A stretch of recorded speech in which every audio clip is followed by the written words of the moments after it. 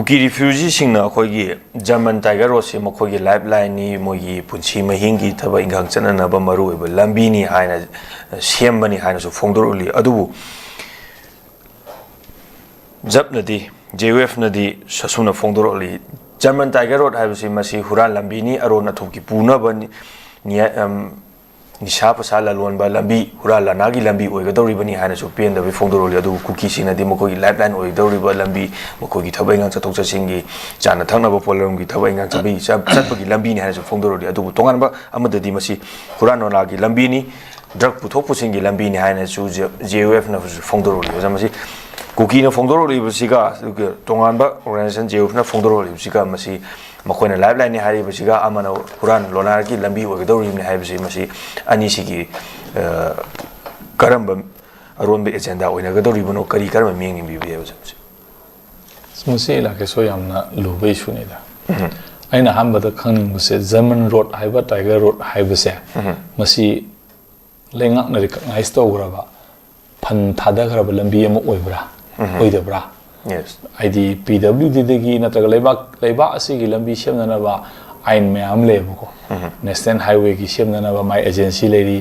state ki lambi semna na ba state agency lady adegi di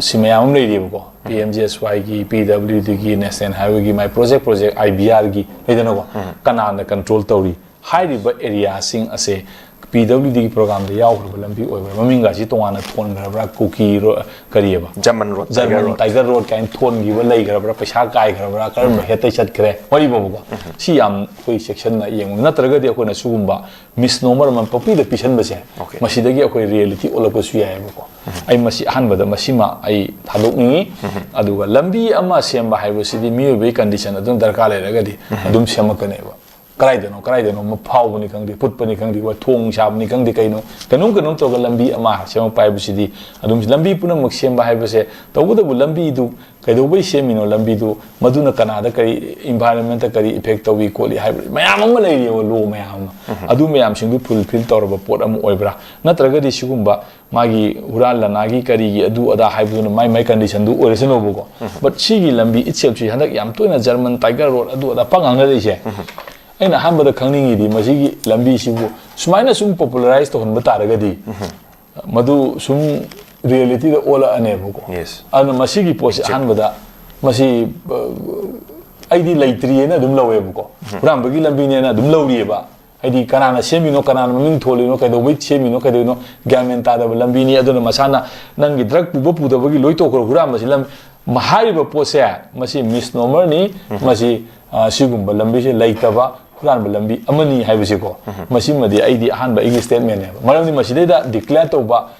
PMGSY degi phan thada ba PWD phan thada ba adegi natraga na ADC degi kadi any lainga ki on recognize to ba agency amat degi phan thada raga sembagi report ojibok te leite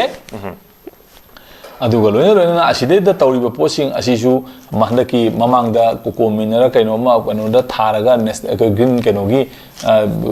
kyogi athingba lakna semba korpa environmental clearance logde kote adu ada hai myam le gre ko pakshem da sem photo to bi yarwe ko sigi pose magi ahoigi tribal inhabited area gi magi autonomy gi kari gi manung da sanla thabak to su yaroi manam forest land hai bise government of India gi Indian forest eki makhada magi loima control to ba ngak tane ko adun leiba myam si permission loi sangani ama tawgani aduna sigi maming itself se masi ahanbada idi popularize to buse masi pamjade maram aduna asigumba poche German tiger road adu adaga haibu pose masi yam kanna masi idi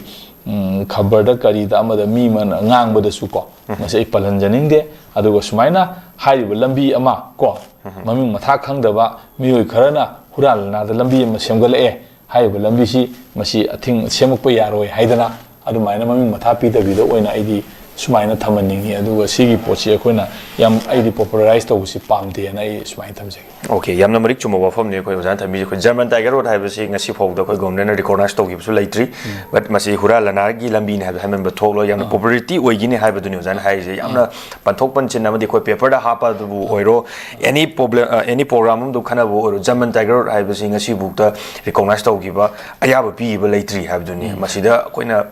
yamna paper ke reflex to bogi maram na makhoi du oina popularity ꯑꯣꯏꯒꯅꯤ ꯍꯥꯏꯕꯗꯨꯅ ꯊꯕꯤ ꯌꯥꯝ ꯆꯨꯝꯃꯦ